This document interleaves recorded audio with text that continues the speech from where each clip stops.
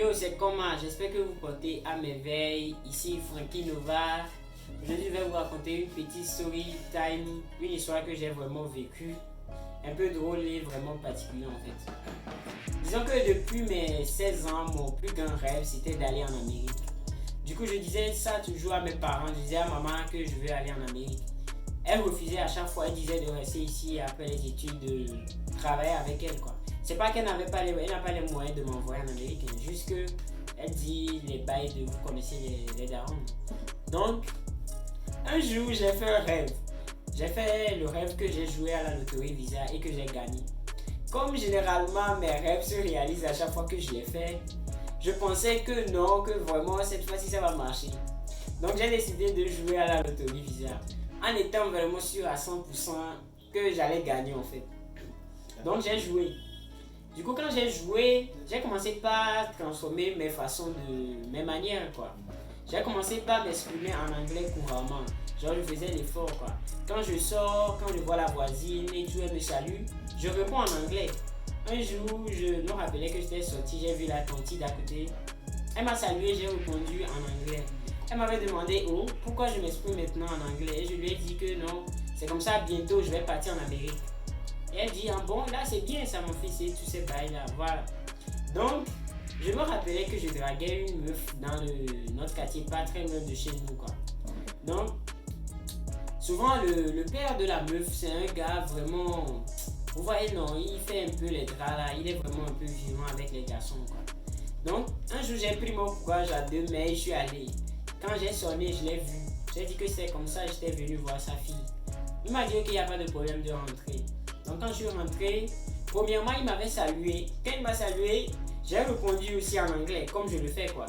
Et là, il m'a demandé si j'étais anglophone. Et j'ai dit que non, que c'est comme ça. Bientôt je vais partir en Amérique. Du coup, ça fait que je m'exprime couramment en anglais quoi.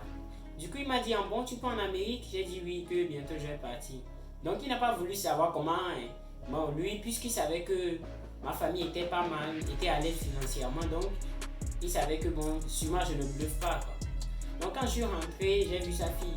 Et là il m'a dit, même d'abord quand on a parlé tout, quand je lui ai dit que je vais partir en Amérique, je lui ai dit que quand je vais aller, je vais être à l'aise, que c'est comme ça, je vais aider sa fille aussi à venir.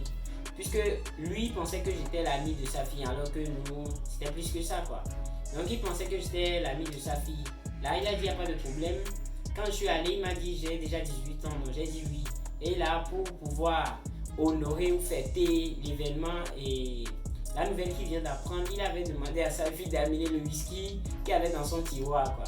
Donc sa fille a amené, il a pris un peu et il m'a donné un peu. Du coup, c'est grâce à ça que j'ai eu l'accès facile à la maison quoi. Puisque maintenant, je suis un futur américain. Donc, je suis rentré. Donc, à la maison, quand maman prépare, quand je viens pour manger, parfois je dis non, j'ai pas envie de manger ça, que non. Moi, je mange les trucs américains maintenant, quoi, que je dois commencer par agir comme un Américain, puisque bientôt je vais partir. Elle me dit, ah bon, ok, d'accord, qu'on est là. Donc, j'ai changé mes manières, hein. Mes potes, même, j'ai changé envers eux. Maintenant, je sélectionne ceux avec qui je vais parler. Je fais le malin, quoi, le petit Américain du quartier, tous ces bails-là. Donc, l'histoire s'est répandue hein, dans le quartier, que c'est comme ça, entre mes potes, que je pars bientôt. Mais eux, ils ne savaient pas que c'est à la loterie Visa que j'ai joué. Hein. Eux, ils pensaient que je vais partir comme ça. Donc, j'avais un pote là. Il est aussi vraiment bien. J'avais demandé à maman que je voulais un iPhone, mais elle a refusé. Donc, comme dans ma tête, j'étais sûr à 100% quoi, que mes rêves ne me tombent pas, que je vais partir en Amérique, je me disais, si je lui demande de me passer les sous, je vais acheter un iPhone. Que après, quand je vais aller là-bas, je fais un petit taf comme ça, je lui envoie. Quoi. Donc, j'ai fait le prêt chez lui et j'ai payé même un iPhone. L'iPhone qui était d'actualité en ce moment quoi. Et là, j'ai commencé par faire le gros dos. Hein. J'ai même fait tout ce qui concernait les passeports et tout ça là. En plus, j'ai commencé par préparer les choses que je vais payer pour partir en Amérique quoi. J'étais américain à 100% dans ma tête. Et je fais le bail. Voilà que après quelques mois, il y a les résultats de la loterie Visa qui est tombée. Et là, je consulte, on me dit Rasbino Select. Et quand j'ai vu les mots là dans ma tête, c'était comme si j'avais échoué au bac en fait. Puisque j'avais déjà fait croire à tout le monde dans le quartier que je vais partir en Amérique. Et voilà que non, ça n'a pas marché. Et quand je viens à la maison, et je demande ma part. Je dis, maman, la bouffe là, qu'est-ce que vous avez préparé que je veux manger? Elle me dit que non, il faut aller manger au resto. Tout comme je suis un Américain maintenant, les Américains ne mangent pas ces nourritures là et tout ça quoi.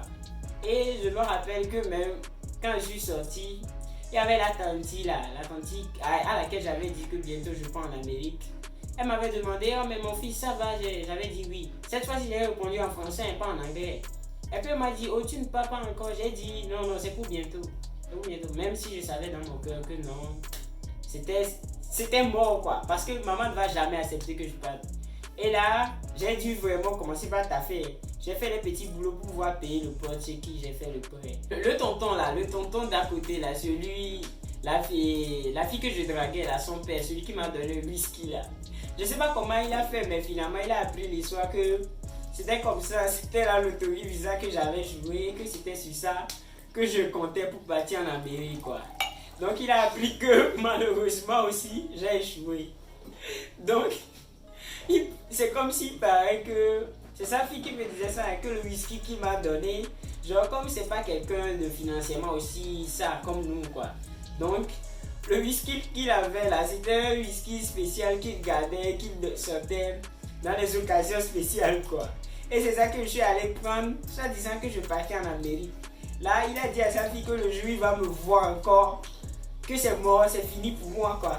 Depuis l'histoire là, je ne passe même plus par là. Hein.